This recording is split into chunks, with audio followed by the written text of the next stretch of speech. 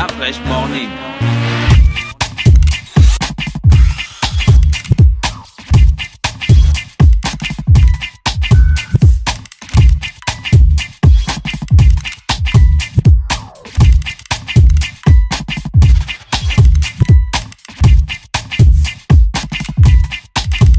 UrbanFM.fm.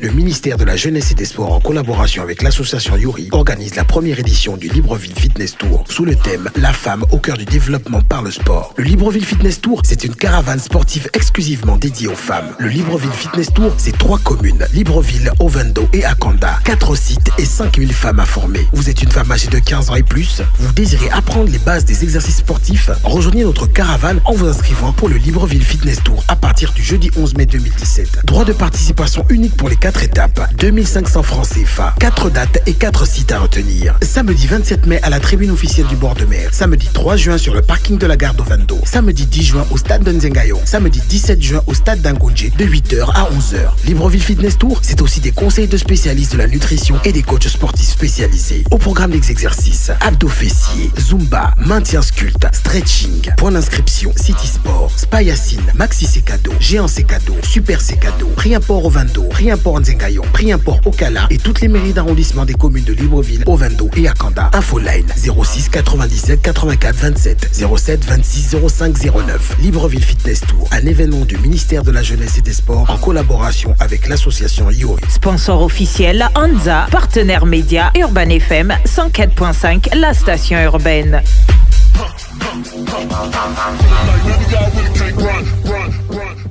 Le réveil matinal le plus haut de la capitale sur la radio. Vous êtes sur les 104.5 Urban FM, la station urbaine dans le Da Fresh Morning. Le réveil matinal le plus haut de la capitale. J'ai nos deuxièmes invités. Oui, on est avec le ministère du Travail et de la formation professionnelle, c'est ça? Ministère du Travail. Ministère du Travail, de la formation technique et professionnelle. Et l'insertion des jeunes. Et de l'insertion des jeunes. On est désolé parce que ça change tout le temps en fait. Donc l'ancienne appellation, après on a du mal à intégrer la nouvelle et tout ça. Vous allez bien? Ça va. D'accord, c'est Monsieur Ota, hein? Oui, Monsieur Otangoula Frédéric. D'accord, s'il vous plaît, vous pouvez rapprocher du micro. Oui, Monsieur Otangoula Frédéric, inspecteur pédagogique de l'enseignement technique, de la formation professionnelle et l'insertion des jeunes. Ok, vous faites une communication sur la formation, la réforme de la formation professionnelle pour l'emploi. Oui, depuis pratiquement l'élection du président de la République, chef de l'État, son Excellence Ali Bongo Ondimba, qui a placé ce septennat sous le signe de la formation professionnelle et l'emploi des jeunes. Oui. Nous avons reçu cette commande institutionnelle. Nous avons mis en place cette réforme. Et dans cette réforme, nous avons déclenché une action qu'on appelle les assises. Donc nous sommes dans la phase préparative des assises qui a démarré depuis le 26 dans les stands des petites et moyennes entreprises. Nous continuons à Basile Ondimba. Hier, nous avons fait une première phase de livraison de cette partie de préactive. Aujourd'hui, nous allons faire une clôture partielle à la Chambre de commerce. Les travaux vont continuer demain suite à la communication que nous avons reçue du conseiller spécial du président qui est venu nous édifier pour que nous puissions terminer tous les travaux et ensuite, dans les prochains jours, nous allons passer à la phase des assises. D'accord, ça c'est un discours un peu administratif. Vous parlez à vos pairs du ministère. Parlez un peu plus aux jeunes. C'est quoi concrètement ce que vous faites là-bas? Qu'est-ce qui se passe là-bas? À l'objet de la campagne. En quoi est-ce que c'est important pour eux? Alors, pour les jeunes, ce qui va changer, c'est qu'aujourd'hui, nous avons constaté qu'il y a 28% à peu près des jeunes qui sont au chômage. Chômage pour vous, c'est quoi? Un enfant qui a les diplômes et qui n'a pas le travail, ou juste un gars du quartier? Un gars qui est assis au quartier et puis ne fait rien. Le chômage, ce sont d'abord au niveau de la définition du chômage, le chômage c'est quelqu'un qui est à la quête d'un premier emploi et qui a une qualification professionnelle. Donc ça, c'est déjà la définition du BIT, du Bureau international du travail. Mais au niveau du Gabon, nous constatons un autre type de chômage aussi, qu'on peut dire entre parenthèses, c'est où les jeunes n'ont aucune qualification professionnelle. Donc quand vous n'avez pas de qualification professionnelle, après l'âge de la scolarité obligatoire, qui va de 3 à 16 ans, vous êtes assis à la maison et vous n'avez pas de qualification professionnelle. Donc, pour ceux qui sont déjà diplômés et qui sont à la recherche d'un emploi, là aussi, nous avons constaté qu'il y a beaucoup de chômeurs et ce chômage est dû particulièrement au fait que les jeunes qui ont été formés n'ont pas les compétences requises pour occuper des emplois vides dans les entreprises. D'accord. Voilà, nous avons un potentiel d'entreprises qui ont des postes vacants, mais dont de l'autre côté, vous avez des jeunes l'inadéquation formation-emploi. Voilà, de l'autre côté, vous avez effectivement des jeunes qui ont des diplômes, mais qui ne correspondent pas au profil ou qui n'ont pas des compétences requises pour occuper ces emplois-là. D'accord. Alors, je veux vous poser une question, parce que là, vous avez parlé de 2 cas. Celui qui a le diplôme, qui n'a pas le travail, celui qui n'a pas la formation, qui est assis à la maison et qui n'a pas le travail. Imaginons quelqu'un qui a été formé en montage vidéo dans une entreprise. L'entreprise lui donne une attestation de formation. Est-ce que cette personne peut avoir le travail dans une autre entreprise? Est-ce que vous prenez en compte ce genre de personnes? Merci pour la question. Effectivement, au niveau de la réforme de l'emploi et de la formation professionnelle, nous avons tenu compte de ce genre de personnes. C'est dans le cadre de la validation des acquis de l'expérience. Cette personne qui a été formée en montage vidéo, à la validation des acquis d'expérience, ce qui va se passer, c'est qu'au niveau de la direction générale de l'insertion et de la réinsertion sociale des jeunes, cette personne va venir pour travailler avec un conseiller en VAE, en validation des acquis, et ensuite il sera présenté à la direction des examens et concours pour passer le test pour qu'il puisse obtenir un diplôme. Voilà, par rapport à la validation de ses compétences. Et à partir de là, un test pratique. Donc, il aura un dossier à fournir de ses différents travaux de montage vidéo, des rapports qu'il a eu à faire, des activités.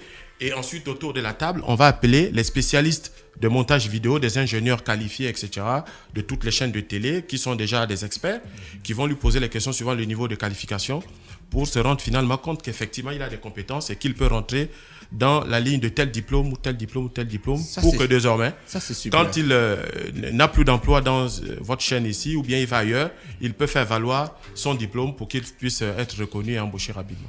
Donc, tous ces dispositifs ont été prévus. Ah, d'accord, ça c'est une bonne réforme, ça. Voilà. Depuis, vous étiez où pour faire des réformes comme ça? Il faut dire que nous sommes toujours là. On essaie d'évoluer en fonction du contexte, en fonction des évolutions technologiques. Il faut actualiser les dispositifs de formation.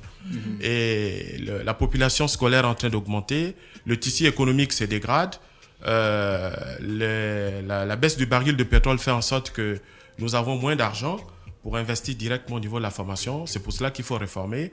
Et c'est important de réformer. Quand on a moins d'argent, vaut mieux assurer une bonne gouvernance pour que le peu qu'on a puisse être bien utilisé, être bien géré, et pour que les postes non pourvus soient pourvus par les Gabonais. Moi, j'aurais une question pour vous. C'est très intéressant ce que vous dites, et on est très content de l'initiative que vous avez prise, d'ailleurs, pour les jeunes. Mais on va repartir sur des faits. Alors, on a eu les assises de l'éducation, déjà, Monsle, tu te souviens? 2010. On a eu les assises de tellement... Les états généraux de l'éducation. C'était même de l'éducation et de la formation. Voilà, on a même eu les assises sociales. On a eu les états généraux de tellement de choses qu'après, en fait, ce sont les résultats. C'est pas le fait de faire des états généraux qui pose problème.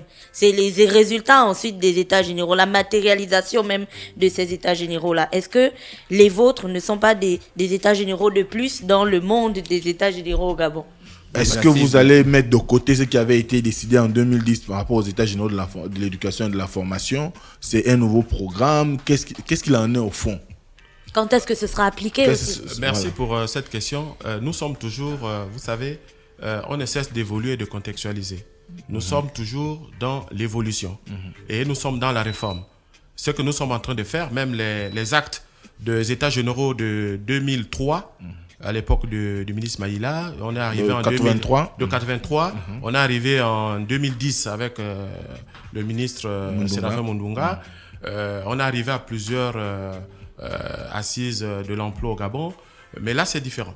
Là c'est différent parce que dans la mise en œuvre, il y aura un comité de suivi-évaluation. Souvent, il n'y a pas eu de comité de suivi-évaluation. On fait une grande messe et puis après, on laisse tout tomber. Là, nous avons tenu à répondre à la demande institutionnelle du chef de l'État en mettant en place un comité technique de la réforme. Ce comité technique de la réforme a déclenché une première action qui sont les assises. De ces assises, il y a la mise en place par un arrêté d'un comité de suivi-évaluation de tous les actes qui sortiront de là. Mais la question aussi est de savoir pourquoi de nouvelles assises alors que vous auriez pu vous appuyer sur ce qui a été déjà produit pour pouvoir présenter quelque chose d'assez concret. C'est parti d'un constat. Le diagnostic aujourd'hui, c'est que dans nos établissements de formation, comme je vous ai dit, les plateaux techniques sont devenus obsolètes. Deuxième problème, c'est que les jeunes qui sont formés dans la plupart des écoles ne trouvent pas du travail. Et de l'autre côté, nous avons des entreprises qui ont des offres de formation disponibles pour nos jeunes. Mais ça ne correspond pas. Nous disons, nous ne pouvons pas rester les bras croisés pendant qu'on a... Entre-temps, les entreprises ont de l'argent pour investir dans la formation. Mais ils ne peuvent pas investir parce qu'il manque un cadre. Et c'est ce cadre qui manque que nous allons créer grâce à la réforme institutionnelle et juridique. Nous allons créer ce cadre pour que désormais, nos partenaires s'investissent beaucoup dans nos établissements. Ça devient comme des entreprises. Ils doivent faire partie prenante du conseil d'administration, ils doivent faire partie prenante du conseil d'établissement, ils doivent regarder comment ils gèrent leur argent et ils doivent regarder comment sont... former leurs futurs employés. Leurs futurs employés.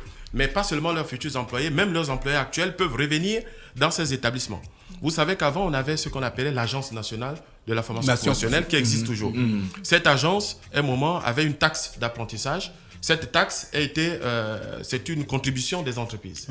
Elle était souvent collectée. Elle était souvent collectée. L'argent, jusqu'en 2003. C'est pas à lui de répondre de ça.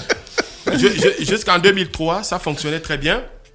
Pourquoi? Parce que à l'époque, on venait de créer les centres de formation au Gabon. On sortait des grands chantiers du Transgabonais, de la Comuf, de la Comulo, de Sogara, j'en passe. Et là, les centres fonctionnaient très bien parce qu'elles formaient en adéquation avec les besoins des entreprises. Mais ce qu'on a constaté, c'est qu'avec l'évolution des entreprises, des technologies dans les entreprises, les centres de formation, les établissements de formation n'ont pas suivi aussi cette évolution. Donc, du coup, l'État n'a plus suffisamment investi dans ces établissements de formation et le tissu... disons, les plateaux techniques se sont dégradés. Et quand les plateaux techniques se sont dégradés, éventuellement, les entreprises trouvaient que les produits qui étaient formés n'étaient plus des produits compétitifs, adaptés à leurs besoins. D'où ces entreprises préféraient maintenant envoyer leurs argents à l'étranger se faire former. Et le président a pris la décision de dire, nous ne voulons plus que vous envoyez vos agents se faire former, nous voulons que vous puissiez investir dans les plateaux techniques au Gabon, parce que les ressources humaines, nous avons au Gabon. Les ressources matérielles, on peut les trouver, les mettre dans nos centres. Ce serait donc un gain pour tous les jeunes. Quels sont les secteurs identifiés au niveau de la réforme qui va être effectuée? Alors, la grande réforme va d'abord regarder, va d'abord concerner la création du fonds mutuel pour la formation professionnelle. Ça veut dire que cette taxe, à un moment donné qui a été collectée, a été interrompue. Comme je vous ai expliqué, parce qu'il y a eu ce décloisonnement entre les plateaux techniques, il y a eu cette dégradation entre les plateaux techniques et les besoins que les opérateurs économiques exprimaient par rapport aux gens qui étaient formés. Donc, nous voulons renouer avec les partenaires privés en faisant ceci, en faisant en sorte que désormais, nous avons une agence, cette agence nationale de la formation professionnelle, qui n'est pas seulement là pour financer les actions de formation professionnelle des entreprises au ministère du Travail, pourra financer les actions de formation au niveau du ministère de l'Enseignement supérieur, pourra financer au niveau des travaux publics, pourra financer au niveau du budget, puisqu'il y en a qui ont des écoles de formation au niveau du cadastre. Alors, cette agence va donc collecter les fonds tripartites entre le patronat, puisque les patronats font partie du conseil d'administration de l'agence. Nous avons aussi les syndicats, donc les partenaires sociaux, et de l'autre côté, nous avons l'administration qui est l'État. Donc là, à l'intérieur de l'agence, nous avons un conseil d'administration, nous avons une direction générale et nous avons des commissions sectorielles. Ces commissions sectorielles vont désormais, quand il y a une action de formation qu'une entreprise sollicite dans le domaine de l'agriculture, une entreprise, puisque l'agriculture est un secteur porteur, vous avez posé la question. Aujourd'hui, l'un des maillons forts, c'est de développer l'agriculture au Gabon, donc de former beaucoup de Gabonais. Donc, s'il y a une action de formation au niveau de l'agriculture, ce qu'on fait, c'est que si Olam est le patron de la commission sectorielle avec d'autres SUCAF, etc., qu'il faut aussi dans l'agriculture, ils se réunissent pour revisiter, regarder rapidement les curricula Donc, les curricula de formation par rapport au niveau des gens qui seront formés, parce que nous avons plusieurs niveaux de formation. Ensuite, dès qu'ils ont regardé ça, ils regardent tout le dispositif de formation, comment ces jeunes seront formés, ils sont combien, est-ce qu'ils vont faire un état de lieu du matériel, est-ce qu'il manque du matériel au niveau du centre pour bien former ces jeunes, s'il manque du matériel, ça coûte combien. La commission sectorielle propose le décaissement de temps de 1 milliard, de 2 milliards, pour que ça soit injecté pour acheter un tracteur, pour acheter un équipement pour que les jeunes soient formés. D'accord. Voilà. Et comme ça, ce dispositif est mis... Il y a des banques qui participent à... C'est des entreprises. Dans le cas du partenariat public-privé, c'est l'entreprise elle-même par une taxe qui est de 0,5. Nous avons une taxe de 0,5% qui est collectée. Qui alimente le fonds mutuel pour la formation professionnelle. Aujourd'hui, vous savez qu'il y a par exemple la taxe aussi, la contribution pour la formation professionnelle, spéciale pour la formation professionnelle, qui va alimenter ce fonds. Et ce fonds, ce sont de toutes les entreprises du Gabon, sur leur masse salariale, qui prélèvent 0,5%. Petite et moyenne? Petit, tout le monde. 0,5% de la masse salariale, vous devez participer. Vous déposez votre argent. Et vous savez que quand vous déposez votre argent quelque part, si vous avez envie, si votre télé dépose 0,5% de son chiffre d'affaires, votre télé-radio, et que vous avez envie de perfectionner vos agents par rapport à une filière qui existe, eh bien, vous êtes exigeant parce que vous avez donné votre argent. Il faudrait que vous regardez où seront formés vos agents que vous avez envie d'envoyer dans cette entreprise, combien ça va vous coûter. Si on dit qu'il manque un micro, ben écoutez, vous avez, puisque le fonds il est collecté, le fonds va financer l'achat des équipements pour que vos agents soient bien formés. Maintenant, quand il s'agit des équipements lourds, alors il peut arriver que ça soit des équipements lourds, on demande d'acheter un engin, comme j'ai vu par exemple quand j'étais en Alsace au lycée, d'acheter un tractopelle pour faire la formation. Un lycée? Ah oui, un lycée. Il a des engins, des tractopelles et tout, des camions. Par exemple, pour le lycée agricole. Un lycée agricole, oui. Un lycée agricole en France. Donc, oui, ça existe. Oui, ça existe. Donc, si vous voulez, par exemple, avoir un engin comme ça, et pour une formation de 30 personnes, quand on regarde le coût de rentabilité d'utilisation d'un camion de 80 millions, on se dit, par rapport à ça, si on doit former 30 personnes, c'est insuffisant. On ne peut pas investir pour 30 personnes. Donc, ce qu'on fait, on va basculer dans un autre mode de formation qu'on appelle l'alternance.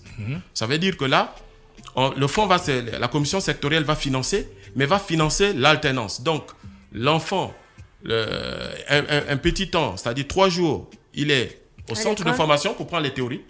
Et dans l'après-midi, ou 3 jours après, ou 2 jours après, il est en entreprise pour faire les travaux pratiques. Voilà, ça c'est le mode de formation que nous allons mettre en place aussi, qui est l'alternance. Et comme ça aussi, ça réduit les écarts au niveau de développement des compétences. Les entreprises ne vont pas nous dire « Ah, ce sont vos produits que vous avez formés ». Ils vont plutôt dire que ce sont nos produits que nous avons formés. Donc, si on comprend bien à terme, les lycées techniques, les centres de formation, les centres... les instituts supérieurs. Les instituts supérieurs vont connaître un nouveau jour, en quelque sorte. Voilà, ils vont connaître un nouveau mode de financement de leur formation. Il y a des établissements privés qui seront agréés. Il y a des établissements publics d'enseignement supérieur, des centres de formation publics et privés. Tous ces établissements vont connaître un nouveau mode de financement et de leur fonctionnement. Au sein des établissements privés, dans la nouvelle gouvernance, nous allons exiger qu'il y ait un conseil d'administration où doivent siéger les partenaires publics-privés. Vous êtes sûr qu'ils vont accepter de s'aligner? Ils vont accepter parce que si vous avez envie de faire une formation en informatique et que le centre public ne peut pas le faire, pour compléter l'offre de formation, on va dans un établissement privé, on vous achète 50 ordinateurs. Quand la formation est finie, par rapport aux gens qui doivent aller dans une entreprise, les équipements restent. Donc, ça peut profiter à d'autres Gabonais qui vont venir se former dans votre établissement. Ça devient votre propriété. Donc, vous gagnez quand même. Monsieur, la communication, c'est demain à la Chambre de commerce? C'est aujourd'hui. Aujourd'hui, nous faisons un point, la première partie des livrables sur le cadre juridique, institutionnel. Au niveau des passerelles, nous avons tout prévu. Nous faisons un point aujourd'hui et nous allons redémarrer dès lundi. C'est ouvert au public, on peut venir? C'est ouvert au public. C'est ouvert à partir de quelle heure? C'est à partir de 10h. 10h aujourd'hui. C'est ouvert au public. Vous pouvez venir assister. Et ensuite, après, nous avons les commissions. Nous avons 4 commissions qui ont été créées. Nous avons la bonne gouvernance. C'est très important. Là, ils regardent tous les mécanismes parce que maintenant, nos établissements privés et publics, nos centres publics, l'agence sera notée. Sera notée avec des contrats d'objectifs programme, avec des indicateurs de performance. Si vous êtes un directeur, vous êtes responsable de votre chaîne de radio, on vous donne une feuille de route. On vous donne des indicateurs de performance. Si au bout de 2 ans, on évalue, vous n'avez pas atteint vos objectifs, eh bien, on vous limoge, on remplace par une autre personne, par un appel à candidature. D'accord. Donc ça, c'est le nouveau mode de fonctionnement pour que les gens ne s'installent pas dans les À Il a- vitam oui, aeternam. oui, comme on enregistre 20 ans, secrétaire général, directeur général, aeternam. voilà. Habitam éternel. Donc nous avons la première commission, c'est la commission gouvernance. La bonne gouvernance, elle est utile. Et pour gouverner, il faut bien un système de contrôle. D'accord. Il faut contrôler. Nous avons prévu une inspection générale de la formation professionnelle. Nous avons la porte d'entrée pour une meilleure formation sur les curricula. Nous avons prévu un institut qui est chargé d'élaborer les curricula, que ce soit pour le public ou pour le privé, qui répond à la demande directement. Nous avons prévu la commission finance dans le cadre des partenariats publics-privés, parce que vous savez, ce dispositif que nous allons mettre en place au niveau de l'alternance va nécessiter, les entreprises vont commencer à nous dire oui, mais je prends beaucoup de temps en mettant mon ingénieur pour suivre les jeunes, etc. Mais qu'est-ce que je gagne? Donc là, il y a une loi qui est en préparation au niveau de l'Assemblée nationale sur le mécénat qui va amener un allègement des charges fiscales des entreprises qui participent justement à ce dispositif de formation. D'accord. Voilà. Et ensuite, après cette commission finance aussi a pour objet de mettre en place une plateforme pour que les entreprises qui le veulent puissent nous accompagner dans le financement de certaines actions de formation, comme par exemple l'école de tourisme d'hôtellerie. Un partenaire peut venir parce qu'il sait qu'il est gagnant là-dedans. Il y a une chaîne hôtelière qu'il a envie de mettre en place. Il peut dire, moi j'achève les travaux. Nous avons le centre de formation de Mouila, qui fait dans l'agriculture, qui est en construction, qui n'est pas fini. Là, un opérateur peut, SUCAF ou OLAM peut dire, moi je prends pour terminer les travaux, je forme mes gens, et puis après je restitue à l'État. Donc c'est pour terminer les travaux. Nous avons l'école supérieure de Bois de Boué. Là aussi, on peut faire un PPP, un partenariat public-privé, de quelqu'un qui nous aide. Et puis ensuite, après avoir formé ces gens, etc., parce qu'ils créent des chaînes de transformation, de première transformation du bois, après ils cèdent l'établissement à l'État. Nous avons des exemples de PPP comme ça qui fonctionnent déjà. Nous avons l'école de pétrole l'école supérieure du pétrole de Port-Gentil. L'école des mines. L'école des mines de Mwanda. Nous avons le CSP, le centre de spécialisation professionnelle de Port-Gentil, qui a été créé par Total. L'école des métiers du bois. Voilà. Et nous avons l'école des métiers du bois pour l'instant qui est en attente de démarrage des partenaires dans le cadre du partenariat public-privé. D'accord. Voilà. Monsieur Otavoula Frédéric, merci d'avoir accepté notre invitation. C'est plutôt moi qui vous remercie. C'était très instructif. Des informations complémentaires peut-être. Ce que je vais dire peut-être en mot de fin, c'est de rassurer les jeunes que nous sommes en train de mettre en place les nouveaux dispositifs. Il faut qu'ils saisissent l'occasion. Ce nouveau dispositif, c'est un dispositif qui va concerner l'Agence nationale de formation professionnelle grâce à ses commissions sectorielles, qui va travailler avec l'ONU, qui va travailler avec l'Agence nationale des bourses du Gabon, pour qu'il y ait une adéquation au niveau de ces trois entités. Pourquoi? Parce que quand un demandeur d'emploi vient au Gabon, il a envie d'occuper un poste. Il faudrait que ce poste, au bout de 6 semaines, l'Office national de l'emploi donne un élément, l'avis, pour que le travailleur étranger puisse entrer en République gabonaise. Mais pendant que le travailleur étranger s'il donne cet accord, s'il ne trouve pas sur le territoire national, avant de donner cet accord, il regarde. S'il donne cet accord, ça veut dire que ce métier est en sous-tension. Dans ce cas, on doit alerter l'Agence nationale des bourses du Gabon pour qu'elle puisse déjà alerter l'Agence nationale de la formation professionnelle pour dire commencer à me préparer des jeunes. Parce que dans 3 ans, 4 ans, cette entreprise, par rapport au poste où on a donné l'accord, doit être occupée par un Gabonais grâce à un dispositif d'abord de formation, d'accompagnement dans le partenariat au niveau de l'école-entreprise. Et un transfert de compétences. Voilà, un transfert de compétences. Ensuite, quand il va arriver dans l'entreprise, il y a une homologation d'1 an et puis le poste revient au Gabonais. Ça, c'est une meilleure forme de gabonisation. Comme ça, les bourses de l'Agence nationale ne vont pas aller dans le désordre. Elles vont par rapport à des poches d'emploi déjà identifiées. Maintenant, l'autre objectif, l'autre élément aussi, c'est ceux qui ont eu des diplômes, mais qui n'ont pas suffisamment de compétences alors que les poches d'emploi existent. Ceux-là peuvent revenir encore, refrapper à la porte du centre et on examine leur situation pour leur permettre de compléter leur formation afin qu'ils soient opérationnels sur le terrain. Parce que demeurer dans cette situation, vous n'allez jamais travailler même si vous avez un diplôme. Le diplôme, c'est une présomption de compétence, mais les vraies compétences, on les juge quand vous faites l'entretien et quand vous exécutez sur le terrain. D'accord. Merci d'avoir accepté notre invitation. On vous souhaite de passer une bonne journée à l'écoute des programmes d'Urban FM. C'est vous. Je vous remercie aussi. Merci.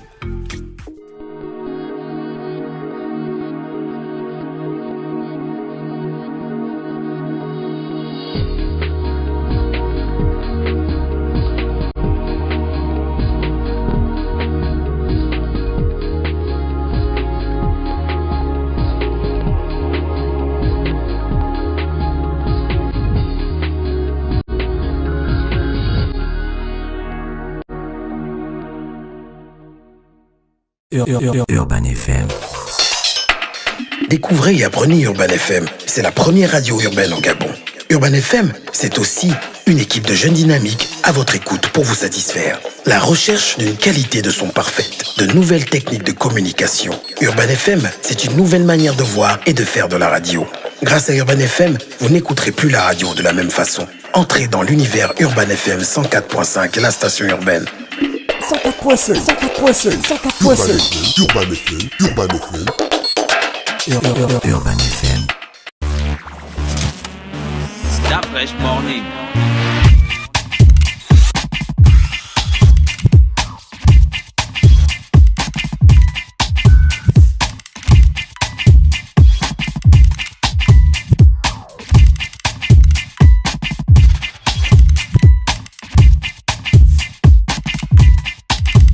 UrbanFM.fm